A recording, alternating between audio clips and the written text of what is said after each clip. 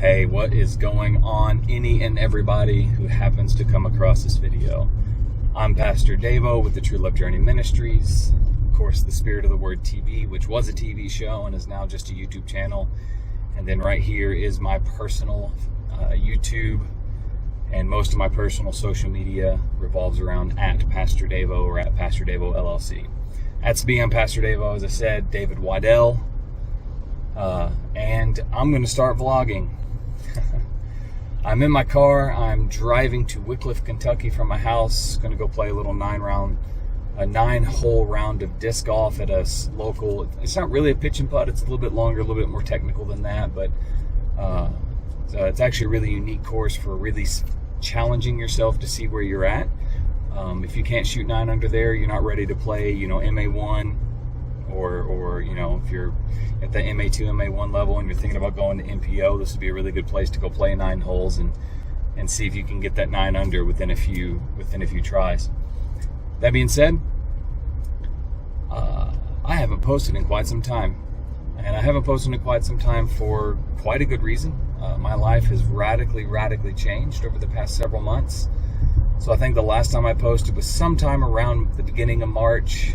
I don't actually remember. I'll check whenever I go into the process of editing and uploading this video, but I actually have filmed videos since that time that haven't been put up, and I just haven't been able to put them up for several reasons, but it's just time to get the content flowing again. And one of the things I'm going to try to do, as I said, is I'm going to start trying to vlog. And the reason I'm going to start trying to vlog is so that I don't come across that way that especially we preachers can come across, where it seems like we just have everything together. There's no ups and downs in our lives. We just float around on clouds with angelic choirs following us everywhere we go. Nothing could be further from the truth, as the saying goes. But I thought I'd start this process now in the car while I'm driving out there. I've got a pretty long drive. It's about 40 minutes from my house to get to where I'm going. It's a straight shot, pretty easy drive, but it's just a long drive.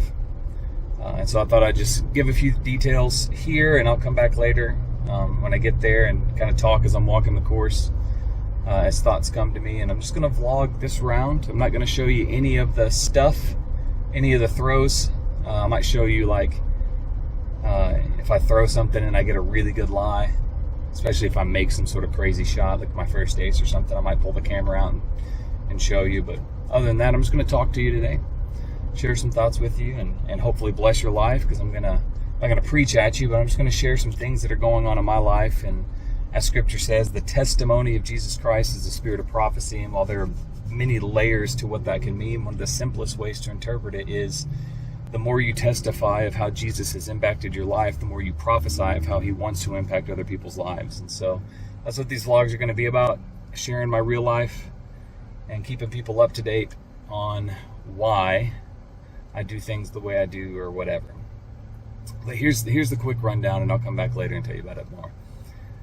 Since March, I have been T-boned driving to a disc golf tournament and lost something like 10 strokes off my disc golf game from the impact of that wreck and the subsequent medical treatment that I went through to recover from that wreck. I sincerely didn't think it was that bad when it happened. I was actually talking about, can I still drive my car and figure out how to get to this disc golf tournament? And I chose not to, just because it seemed like a bad idea with, having been in a major accident where my car got totaled. But that's where I was at in the moment, because the adrenaline was going and I didn't feel too much of any kind of way. But I did go get checked out the following week at a doctor, and found there was quite a bit of whiplash style damage and just other tension and issues that were being that were affecting my body. And then when I tried to play another round of disc golf the next weekend, everything was in shambles. I can't even begin to explain of how bad it was. Now, my disc golf game doesn't matter. Let me be very clear. I'm sharing that because one of the things I share on this channel is my disc golf journey. And so I'm letting you know, part of the reason no disc golf has been posted is because while I have played a few rounds, I've had to take my disc golf game all the way back to before the beginning. And part of that's really good. I should have done it anyway, because unlearning old habits is easier if you start from the beginning. But I had to go all the way back to the beginning and relearn how to brace, and I'm relearning how to coil, and I'm relearning how to follow through and all that good stuff, because it did damage to my lower back and my neck, and it affected my ability to comfortably rotate. And since disc golf is entirely a game based, a rotation based game, the ability to rotate your body, generate lag through a rotation and all that kind of stuff. And we'll go into form and stuff later when I'm doing more coaching based videos. But so that was the start of what has been just an epically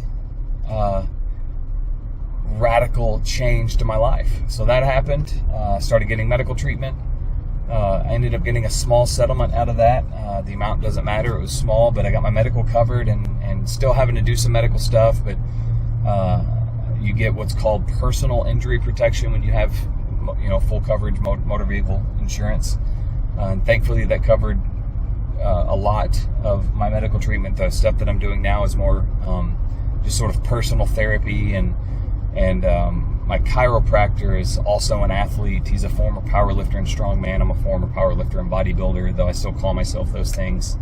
I don't know that I'll compete anytime soon, so I'm going to say former for now. Not retired, just former. But that being said,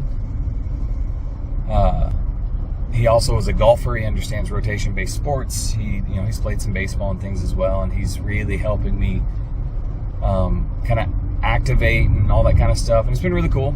I have taken my game from being able to throw.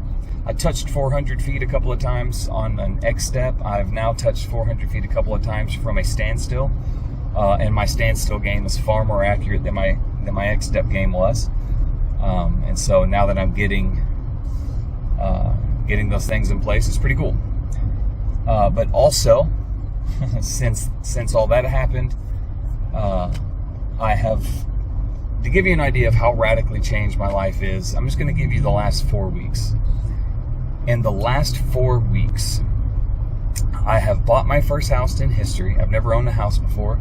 I've barely been able to afford to live in apartments. I've been married for 10 years, and so my wife and I started talking a few years ago about trying to get a house. So I've done all the things necessary to make sure I had the credit to get a house. And she's been working really hard to recover issues in her credit. I've worked really hard to make sure that my credit was good and recover issues in my credit. We've been hugely blessed by people in our lives doing things to help us out. Not giving us money, but literally helping us find a realtor, helping us find just all kinds of stuff, just really good stuff.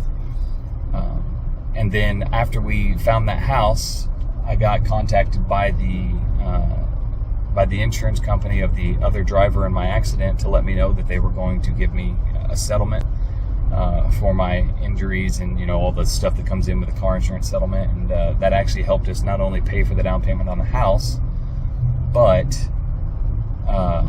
pay for the immediate needs that the house had, which is we've had to replace basically the entire kitchen. We had to buy a washer and dryer that would go in the house because the outlet was set up for a stackable and we didn't have a stackable. We had to buy a water heater and a water softener to go with a water heater because of the style of water heater it was, and it's just been really fun and really silly. But we've been able, the blessing in disguise was that I got T-boned and walked away, and the nature of car accidents in the United States means you're probably going to get some sort of financial settlement. And that financial settlement paid a down payment and all the initial expenses of moving into this house. And more important than all of that, and this is the craziest thing, and I'm going to stop this part of the video here, is in that process we also have received the honor to adopt our 2 teenage nieces. They've had a rough life, and we've known they've had a rough life for a long time. We've never been in a place to do anything more than help out her parents and then her previous legal guardians whenever we could, and love them from afar. And now we get to love them in our house. For the first time in their lives, they have bedrooms. They've never had bedrooms before for themselves. They've always had to share rooms, not just with each other, but possibly other kids. They have bedrooms, they have their own clothes, they have their own beds, they have their own things, and it's just been a crazy, wild ride. And in the last 4 weeks, I went from being a guy who's never owned a house to buying a house, adopting 2 kids, and it's just been crazy, guys. So I will check back in later when I get to the golf course. As thoughts come to me, I'll share them. Maybe this will be the only part of the video you get. But that being said, I'm going to repeat what I said earlier. The testimony of Jesus is the spirit of prophecy. Share what God is doing in your life to prophesy what he wants to do in the lives of those around you. Help them receive the faith that comes by hearing, and hearing by the word of God. Phrase there literally means hearing by the proclamation of Christ. So when you proclaim Christ, you testify of Jesus Christ, you prophesy what the Spirit wants to do in their lives. It's not automatic. They have to receive the gift of faith, and then they have to steward the gift of faith by living faithfully, of course. That's a whole Bible lesson. But let's pause the video here for now. I will see you in a little bit. All right, so we have arrived in Wycliffe. I'm about to hop out and play. I'm going to give you my game plan. So all I've worked on since the wreck, taking all the way back to the standstill, is learning to properly brace. Even before the wreck, I did not have a good, consistent brace. Because I didn't have a good, consistent brace, I didn't have consistent distance, I didn't have consistent shot shaping. It is what it is. It happens to the best of us. So I've gone all the way back to the standstill. I'm working exclusively on the brace. And at home, I'm working on pushing the speed of my disc. I've managed as a coaching tool for myself and those that I currently help, and down the road that I'll be able to help the others that I'll be able to help. I went ahead and got a tech disc and net. I finally got a practice basket in today. I'm going to set it up when I get done with this short round. But so all I've been working on since the wreck is the brace, learning to properly brace, and I've pretty much got that down. There's a few things I can still work on. There'll always be some things that I can work on, but I've gotten to the point where I can throw consistent lines at 60 to 80% power, reaching about 80 to 90% of the distance that I think I should be able to hit right now. And that's what I needed to do. I won't stop doing standstill until I can hit a certain distance. So I'm working on that as well, but I'm not worried about that yet. So today I'm going to take working on the standstill, working from the standstill on the brace, and I'm going to add the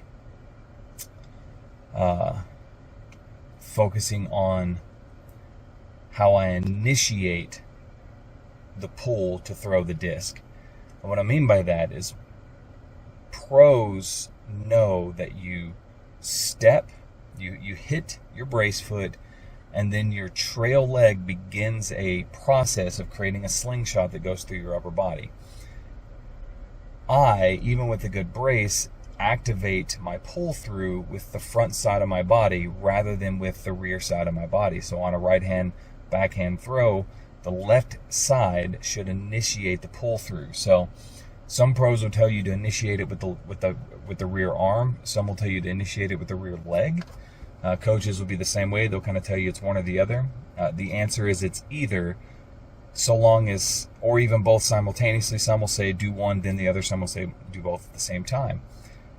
But the thing that matters is that you lead your pull through, or you lead your coil into the power, to get into the power pocket, to get to the release from the rear, which is counterintuitive. You think if you're going that way, you're going to start with what's in front. So the best way I can describe it, this is a fresh thought. The best way I can describe it is the most effective way to generate power, that so long as the rest of the pieces fall into place, you don't lose it, because it doesn't matter how much power you generate, you can lose traction. And I say lose traction because the most effective way to generate power is the same way if you were a race car. To generate, a rear-wheel drive car is always supposed to have more capacity for takeoff, more capacity for speed than a front-wheel drive car. It is easier to generate takeoff from a front-wheel drive car. Pulling is easier than pushing, because when you push, it is especially since cars are weighted in the front typically, when you push, it is easier to lose traction. So it is easier to pull from the front, but it's more effective, it's more efficient, it's more powerful to push from the rear. And so that's the next step that I'm adding to what I'm training. And really quick, I just want to, every time I come in with one of these videos, I'm going to share a thought. So I said the spirit of prophecy, the testimony of Jesus, spirit of prophecy, and I talked about, faith comes by hearing. And I talked about, we've had the privilege of adopting 2 teenage girls. And here's why that's a testimony of Jesus and a spirit of prophecy. My wife and I have been praying for years for a home and for children. And for the past several months, we've been praying about needing a new car. And so, while it seems weird, and I'm not saying God caused the wreck, that's not what I'm saying. I'm saying that He makes all things work together for the good of those who believe and are called according to His purpose.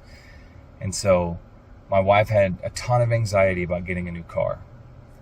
All of that anxiety went out the window whenever I got into a car wreck. And here's the cool thing. Here's the coolest part about it and how God works. So, get into a wreck, car gets totaled, we have the option to keep the car, and just, we don't get as much money back from the car insurance company. So we keep the car. The car is totaled, but most of the damage is cosmetic. It's a lot of cosmetic damage, but most of it is cosmetic. It was automatically totaled because the airbags were deployed. And so but they were the side airbags, not the front airbags. And so we were able to keep the car and set it aside to do work on it. The goal was to give it to one of our nieces or nephews that might need a car coming up. Fast forward 3 months. We're in a brand new car that's exactly the kind of vehicle my wife was praying about. And she loves it. She loves this new car. We got a Toyota RAV4 XSE in the hybrid. So we get way better gas mileage, and we don't have to buy premium, because our previous car needed premium because it had a small turbo in it. Even though it was just a fuel efficiency turbo, it still required premium in order to prevent wear and tear. So I get into a wreck. Everybody in the wreck is fine, for the most part. Like, as I said, I had some damage. I had to go through some medical stuff, but I didn't mind going through that medical stuff. And that medical stuff forced me to take a step back and relook at my fitness in 100 different ways, and relook at how I approach disc golf. And it's causing me to get better at disc golf. I've been praying about that. Not praying that God would magically make me better at disc golf, but just praying for strategy, praying for, I'm very good at coaching. I'm very good at fitness, and I've needed some help, and this has caused me to go back to the drawing board. And when I go back to the drawing board, I learn a ton of stuff, and I'm able to then give that stuff to others. And then it eased my wife's anxiety about getting a car, because now we have to get a car, and the down payment on the car is going to get taken care of through the wreck. We're able to keep the other car and plan to give it away to our niece or nephew, and then we adopted our 2 nieces, one who turned 16 this year. And then just out of nowhere, a realtor friend of ours called us. We contacted her and said, "Hey, do you know anything about this house?" She said, "Yeah, that's our firm is dealing with that. You can go see it tomorrow." We go the next day. We put in a bid. 2 other people put in a bid the same day, and they took our bid. Just awesome. And we didn't bid high by any stretch of the imagination. And we gave a very fair and competitive bid, but we also asked for some contingencies and stuff. And we got a house. And the same day that we found out that they accepted our bid is the day that we were asked if we would adopt our nieces. And so all in just a short period of time, all started with the domino of being hit by a car. We've had prayers for new car, our first house, and children, and extra finances to help us do some things we weren't able to do before. All come to pass. And it's been awesome. And it's caused me to take a step back and relearn how to play disc golf from the ground up, and it's helped me start coaching some people, and I've been able to coach some people pretty well. which has led to some other stuff, which I may talk about later in this video or in another video coming in the future. But I just wanted to share that with you. The testimony of Jesus is the spirit of prophecy, so I testify that God makes all things work together for the good of those who believe and are called according to his purposes. And so, be faithful to pray and be faithful to listen and be faithful to trust God in the process, because if you try to tell him how to get something done, it'll never get done. But if you just say, here I am, Lord, send me, and you let him know what's on your heart, he'll talk to you about what's on your heart, and he'll present opportunities for those prayers to become fulfilled. God bless you guys. Well, I was hot. Here's what I can tell you. That cue where I started thinking about beginning the coil with the rear is useful. It's helpful. Threw my accuracy off a little bit because it's driving me forward a little bit. I had to give myself one mulligan off the tee because it has added so much more capacity for distance, just that little bit of a change, that I took a disc that there's no wind out. So let me be clear, there's no wind out. I took a disc. I have two Goliath Shepherds in my bag. I have an orange one and I have a pink one. The orange one is a little pop-toppy and a little more understable. I don't know why. They're both swirly New Testament plastic, but for some reason the orange ones came out a little more domey, because they're very flat discs. It came out with a little bit of a dome and a little less stability, or at least a little more ability to turn, a little more flippiness. And I can get it to kind of flip up to flat from basically, I throw it flat, it stays flat with a little bit of turn, or, my flat is, if this is flat, my flat is like that, slightly hyzered. And I released it like that, even released it kind of high. But I had my nose as down as a high throw can be, and it turned all the way over and flew super far. I think I marked it, we'll say it flew about 340. I honestly don't know, because it flew. So there's a hole that would look like straight to the basket between two trees is 305 feet according to my rangefinder, 300 feet according to the T-pad, a T-sign. And that was hole 4.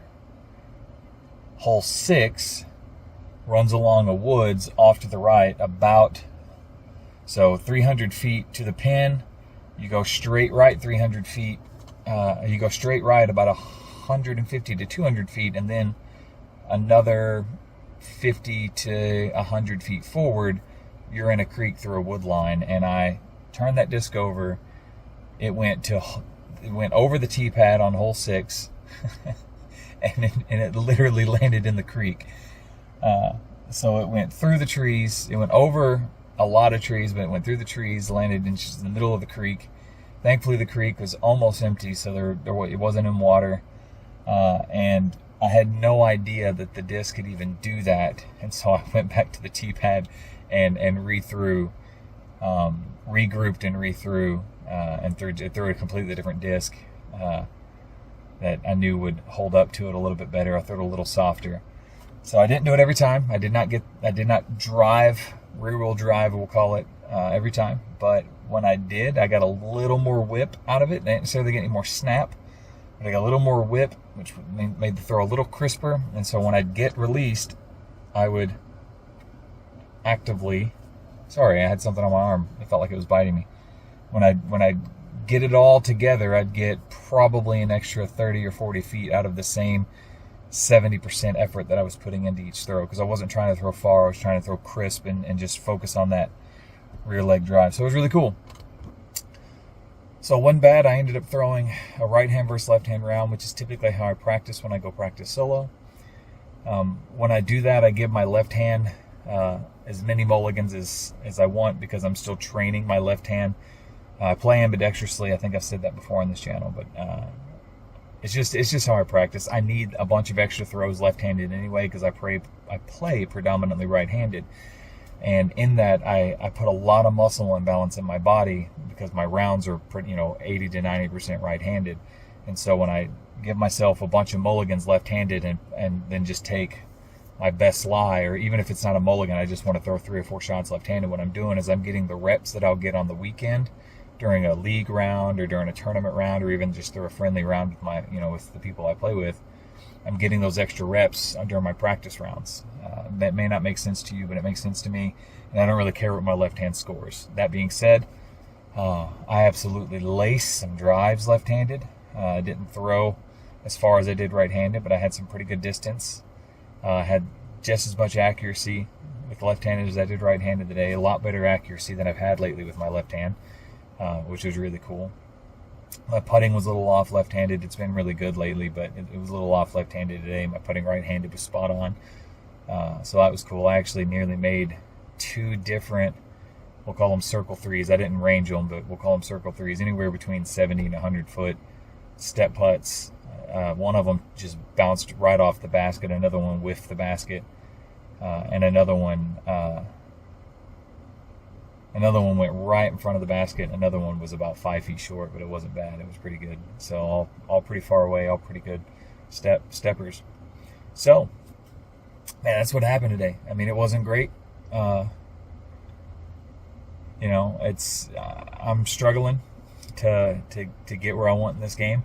It's hard starting a game at 40 years old, especially one that requires a ton of technique and combining a bunch of mobility and agility. And, if I ever get those two things down, I have the physical raw power from my powerlifting and bodybuilding background that I theoretically should be able to throw over 600 feet even though I'm 40. However, I had fairly poor mobility and flexibility coming into disc golf. It got way worse during that wreck.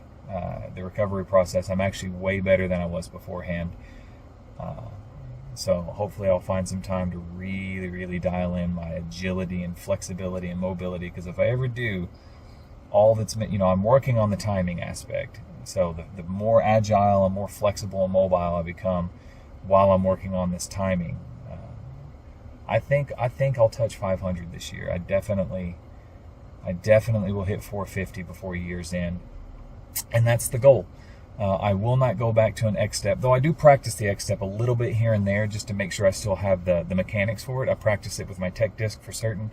I practice it off the tee at least once a round, a couple of times around usually. But I won't go back to throwing an X step in any kind of proper round until I get 400-foot golf shots and 450-foot standstills. I may even try to push for touching 500 once before I switch over to the X step full time. But that's it, man. That's it. So this is Pastor Davo. I hope anybody who finds this knows one thing. You were created to be loved by God. Whether you're an atheist, agnostic, or already a Christian and just wrestling with your identity and your relationship with God, you were created to be loved by God. God created the universe so that he could create a family. And you are a part of that family whether you believe you are or not. All humans exist because they are children of God. Those who abide his spirit live as sons of God. And this is the last thing I'll say, talking about this process of getting to adopt my nieces. And we don't understand adoption in modern culture the way they did whenever Paul wrote Romans 8. And he said there, we were not born again to a spirit of fear, but to a spirit of sonship, or adoption unto sonship, or I'm paraphrasing a little bit. It's around 8:12, 8:14, something like that. But the thing is, while the phrase there says something like adoption unto sonship, or sonship by adoption, it's one Greek word, and that Greek word is huios thesia. And Paul chose that term on purpose. If you study first century Roman government, you study first century Roman adoption law, you'll find that no natural born citizen was automatically, or natural born child was automatically a son of their father. No child was guaranteed an inheritance, no matter how wealthy or how powerful their family was, just because they were born of their parents. Instead, at a certain age, Roman parents chose to adopt their children, or they chose to adopt someone else's children. And in Roman law, a natural-born child could be denied an inheritance, but a child called a son by adoption could not have their inheritance rights revoked, because the Roman government believed that when you pick your child, you have chosen all the good and all the bad, all the responsibility, regardless of how things play out. Now, I'm paraphrasing drastically there, but that is fundamentally what Roman law would have said, and therefore that is fundamentally the culture Jesus chose to be born to as Son of God, adopted by Joseph as the Son of Man, and most specifically, the son of the throne of David. So Jesus, because of Roman adoption laws and the plan of God, became the eternal heir of the throne of David, because Joseph gave him the name Jesus on the 8th day, irrevocably adopting him both under God's law and under the government's law at the time. And you, as a human being, were born a child of God